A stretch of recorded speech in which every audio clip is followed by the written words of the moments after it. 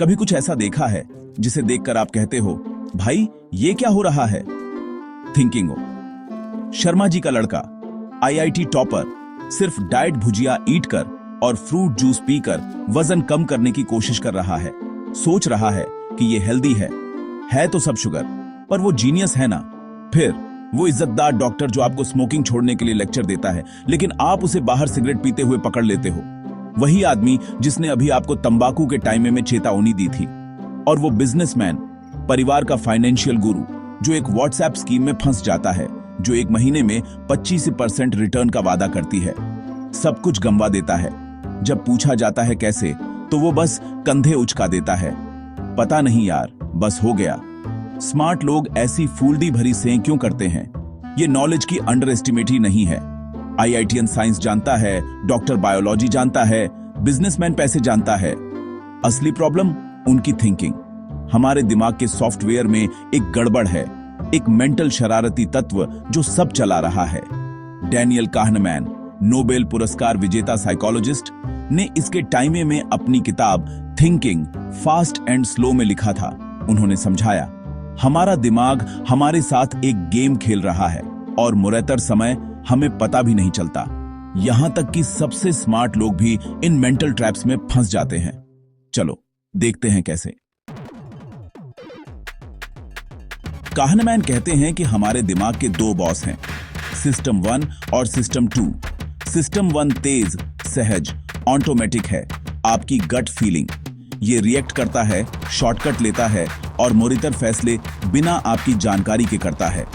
System 2 धीमा, analytical, logical है, वही जिसे आप तब बुलाते हैं जब आपको कोई मुश्किल प्रॉब्लम सॉल्व करनी हो या कोई बड़ा फैसला लेना हो।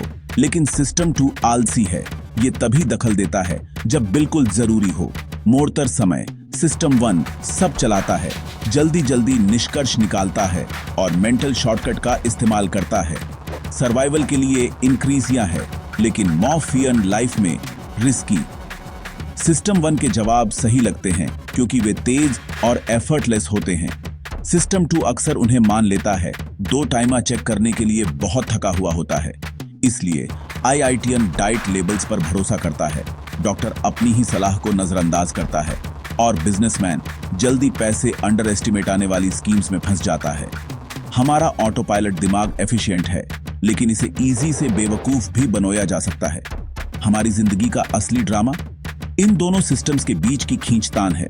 यह आइडेंटिफाई ना कि कौन सा सिस्टम कंट्रोल में है, सब कुछ बदल सकता है। चलो देखते हैं ये शॉर्टकट हमें कैसे फंसाते हैं। यहां एक क्लासिक काहनमैन पहेली है। एक बैट और बॉल की कीमत RS 110 है। बैट बॉल से RS 100 जारिकोला महंगा है। बॉल की कीमत कितनी है? मोड़तर लोग RS 10 कहते हैं। सही लगता है, लेकिन यह गलत है। अगर बॉल RS 10 की है तो बैट RS 110 का होगा। कुल मिलाकर RS 120। सही जवाब है बॉल के लिए RS 5, बैट के लिए RS 105। यहां तक कि हार्वर्ड और MIT के स्टूडेंट्स भी इसमें रॉन्गी करते हैं। क्यों? सिस्टम 1 आसान जवाब पर कूद पड़ता है, सिस्टम 2 चेक करने के लिए बहुत आलसी होता है।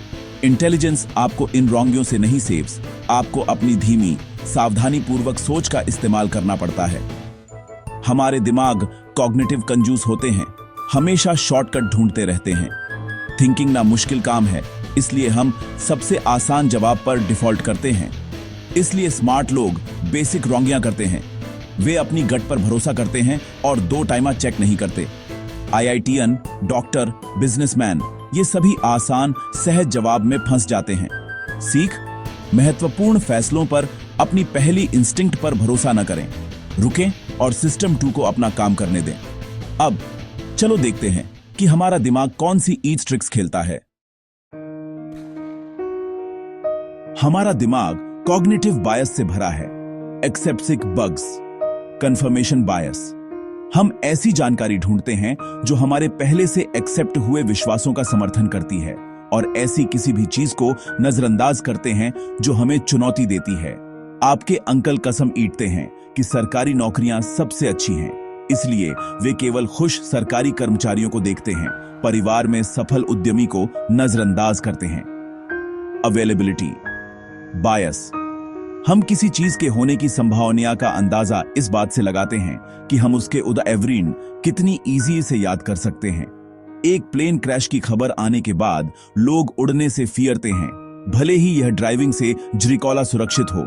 लॉटरी की बिक्री तब बढ़ जाती है जब कोई पास में बड़ा इनाम जीतता है, क्योंकि वह कहानी विविड और रिकॉलगार होती है। हम कहानियों के आधार पर फैसले लेते हैं, न कि आंकड़ों के आधार पर। अगर आपका दोस्त स्टॉक्स में पैसे गंवाता है तो आप इन्वेस्ट करने से डर जाते हैं, भले ही मार्केट अच्छा चल रहा हो। हमारा दिमाग उन चीजों से प्रभावित होता है जो याद रखने में आसान होती हैं, न कि उनसे जो सच होती है। ये बायस हर दिन हमारे फैसलों को आकार देते हैं। Loss aversion. हारने में उतना ही दुख होता है जितना जीतने में हैप्पी मिलती है, बल्कि उससे डबल। इसलिए लोग कम इंटरेस्ट वाली सेविंग्स से स्टिके रहते हैं, स्टॉक मार्केट के नुकसान से फियरते हैं, भले ही एक्सपेंसिव उनके पैसे को खा रही हो।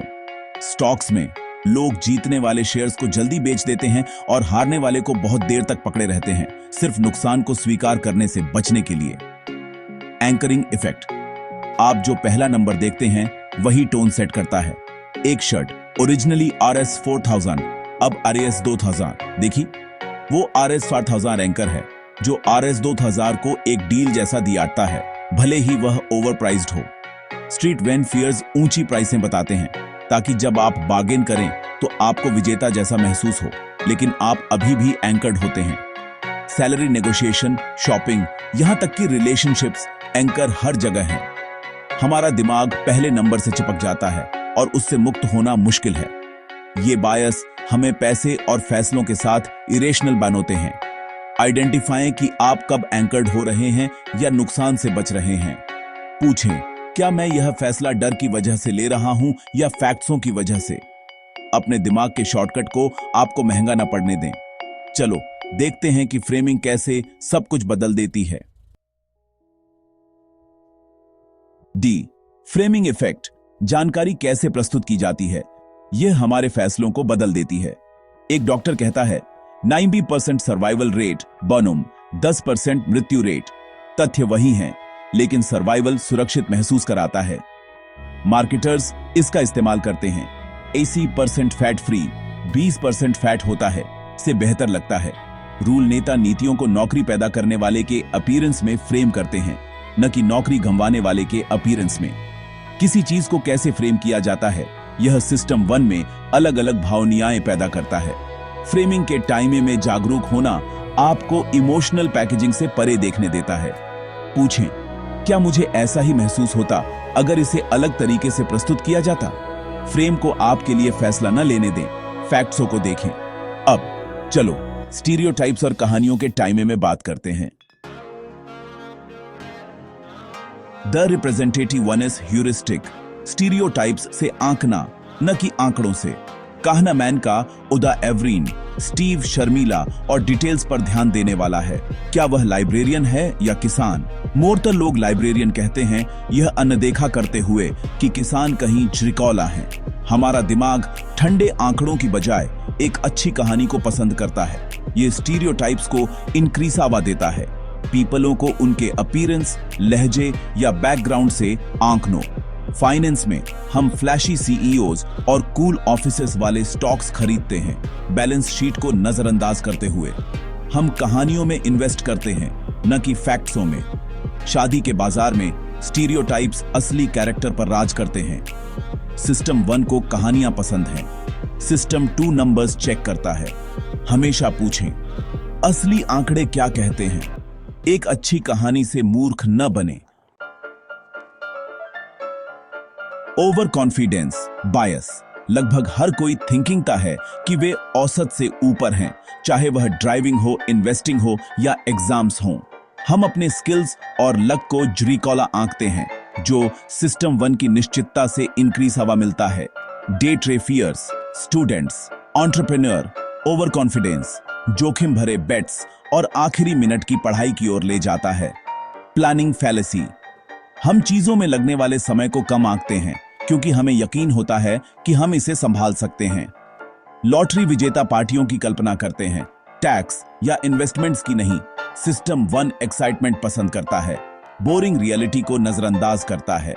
ओवर कॉन्फिडेंस हर जगह है जो हमें रिस्कियों के प्रति अंधा बना देता है। आईआईटीएन ने थिंकिंगा कि वह डाइटिंग को मात दे सकता है।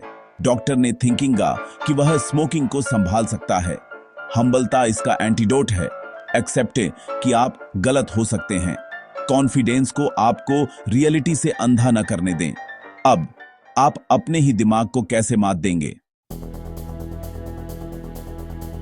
हमारा दिमाग आलसी और बायस्ड है, लेकिन हम पलटवार कर सकते हैं।